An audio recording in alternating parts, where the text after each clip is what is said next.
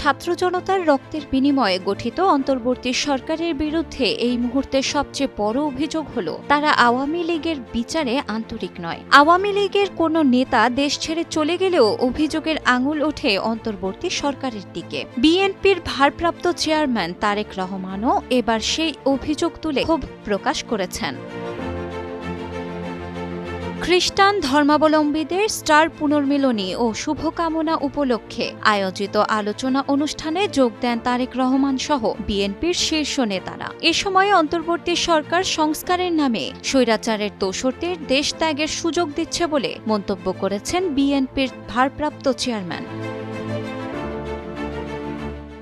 শুক্রবার রাজধানীর ফার্মগেটে ইস্টার পুনর্মিলনী ও শুভেচ্ছা বিনিময় অনুষ্ঠানে প্রধান অতিথির বক্তৃতায় এই মন্তব্য করেন তারেক রহমান। তিনি বলেন, অন্তর্বর্তী সরকার তার দায়িত্ব যথাযথভাবে পালন করতে পারছে কিনা তা নিয়ে বিভিন্ন শ্রেণী পেশার মানুষের মধ্যে সংশয় সৃষ্টি হচ্ছে। এমনকি উদ্দেশ্যমূলকভাবে অত্যন্ত সুকৌশলে নানা ইস্যু তৈরি করে ফ্যাসিবাদ বিরোধী দলগুলোর মধ্যে বিভাজন সৃষ্টি করছে।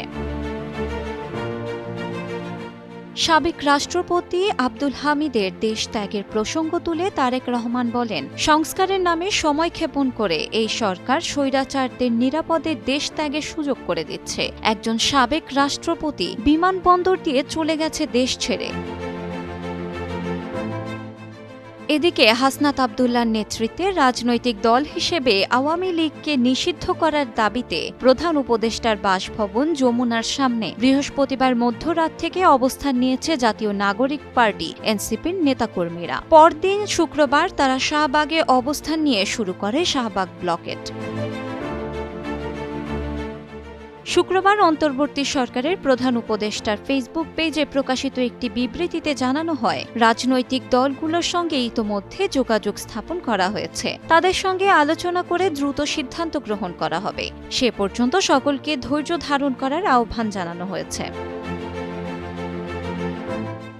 ইতোমধ্যে অন্তর্বর্তী সরকার জনদাবির প্রতি সম্মান জানিয়ে প্রচলিত আইনের অধীনে ছাত্রলীগকে নিষিদ্ধ ঘোষণা করেছে। এছাড়াও সরকারের পক্ষ থেকে মানবতা বিরোধী অপরাধের সাথে জড়িত সংগঠনের বিরুদ্ধে ব্যবস্থা গ্রহণের জন্য আন্তর্জাতিক অপরাধ আদালত আইনে প্রয়োজনীয় সংশোধনী আনার উদ্যোগ নেওয়া হয়েছে। শিলা ইসলাম, সময়ের আলো।